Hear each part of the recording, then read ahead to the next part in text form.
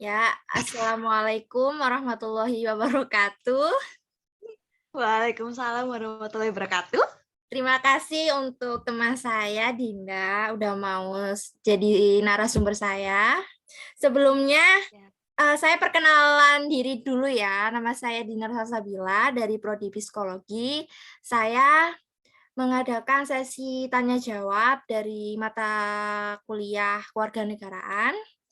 Sebelumnya, sebelum dimulai sesi tanya jawab ini, bolehkah Ananda Dinda untuk memperkenalkan diri?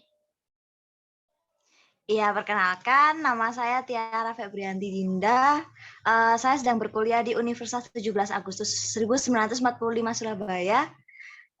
Jurusan kuliah saya psikologi. Ya, Saya sama berusia ya. 18 tahun. Ya. Ya, sama. Sebelum itu, saya akan menjelaskan konsep sesi tanya jawab ini. Jadi topiknya ini tentang tanggapan bencana dan kelestarian lingkungan.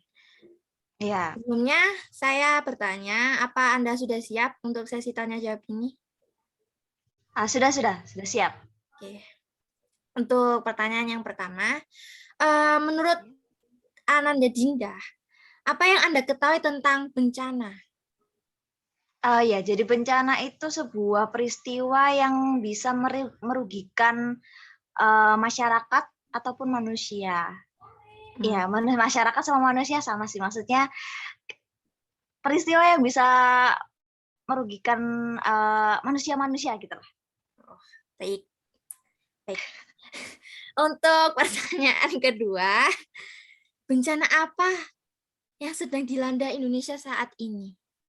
Apa yang Anda ketahui saat ini?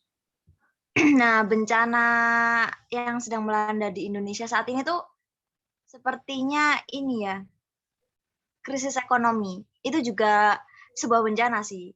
Bencana itu bukan hanya berbentuk dari alam saja, tapi bencana juga bisa berbentuk dari apa ya, manusianya juga gitu. Jadi krisis ekonomi itu juga menjadi bencana. Dan jadi Indonesia sekarang sedang dilanda bencana krisis ekonomi yang dimana pekerjaan-pekerjaan lalu ekonomi-ekonomi masyarakat itu sedang krisis gitu. Oke. Keuangan. Ya. Lalu yang pertanyaan ketiga, mengapa bencana itu terjadi? Iya, untuk bencana yang saya sebutkan tadi, karena kan ini temanya kan krisis ekonomi ya.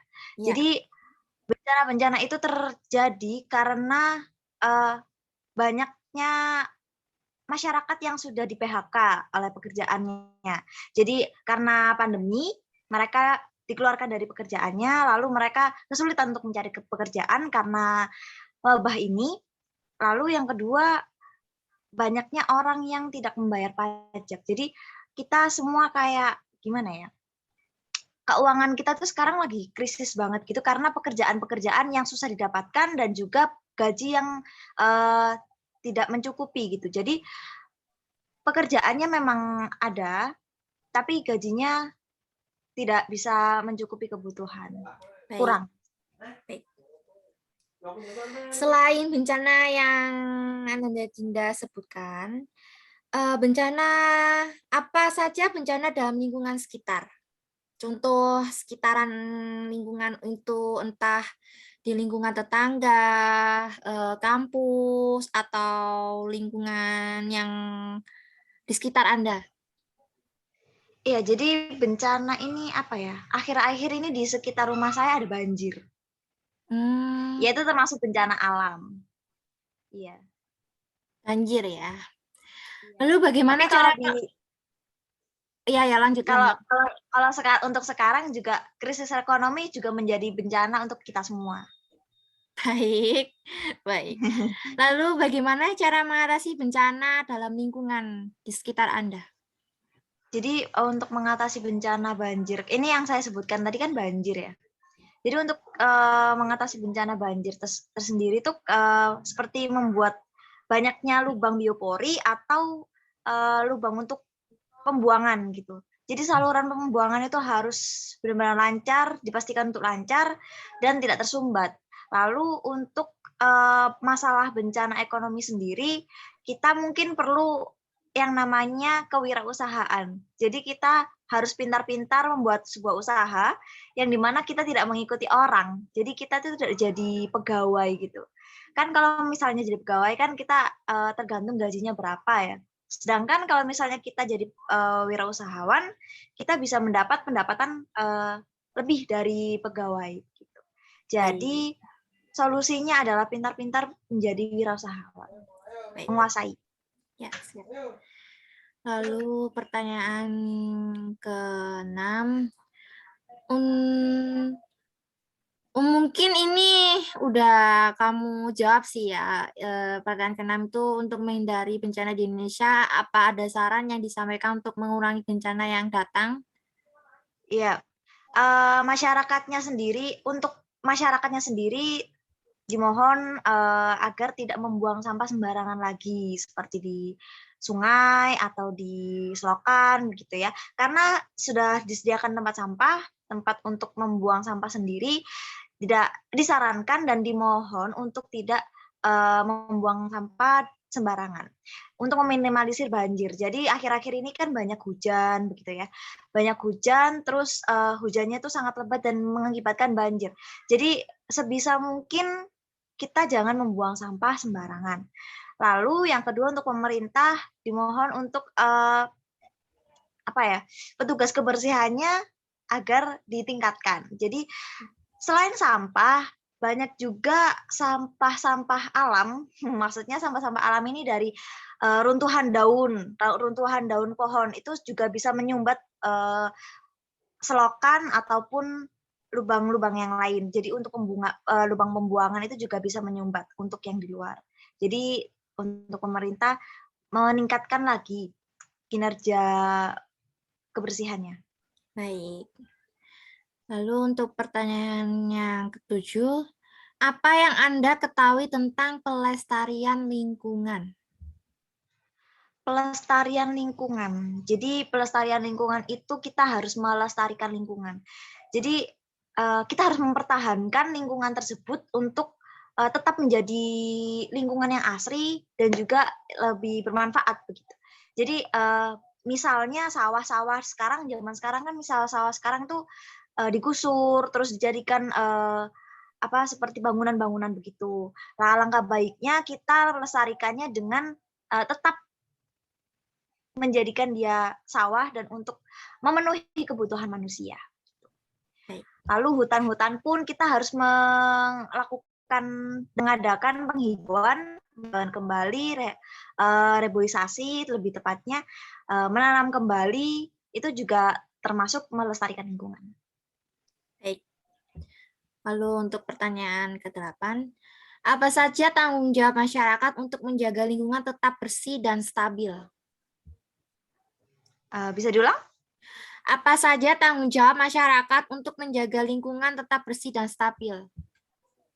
Nah, untuk tanggung jawab masyarakat sendiri itu ya memang harus menjaga kebersihannya masing-masing sih.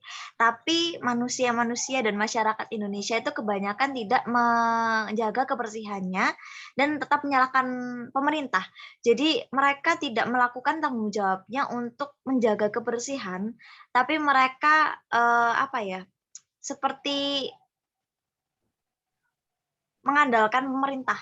Jadi yang penting ada yang membersihkan, jadi bukan kita sendiri. Itu sih.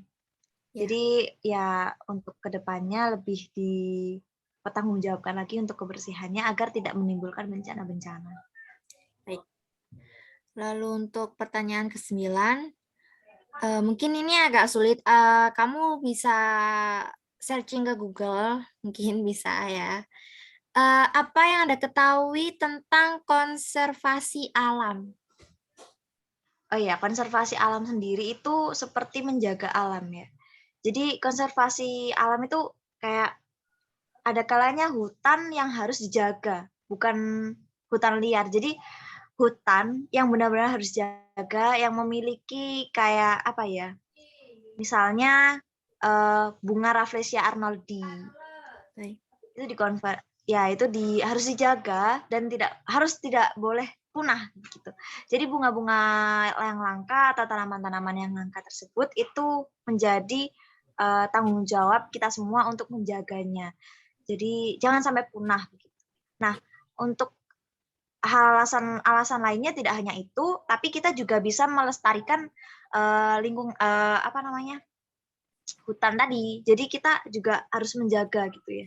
Menjaga lingkungan agar tetap bersih, menjaga lingkungan agar tetap hijau, menjaga pohon-pohon agar tetap rindang, dan lain sebagainya lah. Karena pohon itu juga penting. Pohon itu penting untuk kita semua, untuk oksigen, untuk menyerap oksigen, untuk menyerap karbon dioksida dan memberikan kita oksigen. Iya, begitu Ya, baik. maksudnya. Oke. Lalu pertanyaan terakhir. Sebutkan manfaat apa saja untuk menjaga kelestarian alam untuk tetap hidup.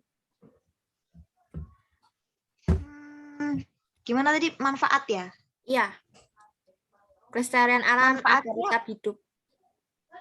iya manfaatnya kita jadi masih terpenuhi kebutuhan hidupnya. Jadi melestarikan kan? Kita kan melestarikan, kita menjaga bumi ini agar tetap asri, agar tetap hijau begitu. Jadi manfaatnya ya untungnya kita sendiri, karena kalau misalnya kita menghilangkan penghijauan di bumi, akan terjadi banyak sekali kekurangan air, kekurangan udara, kekurangan oksigen, bahkan cuaca-cuaca akan semakin panas. Ya manfaatnya untuk menjaga agar semua itu, untuk menghindari agar semua itu tidak terjadi gitu. Baik, terima kasih untuk Mbak Dinda atas jawabannya, sangat memuaskan. Juga terima kasih atas partisipasi sesi tanya jawab ini sebelumnya. Ya, Oke. sama-sama. Ya, saya akhiri. Wassalamualaikum warahmatullahi wabarakatuh. Waalaikumsalam warahmatullahi wabarakatuh.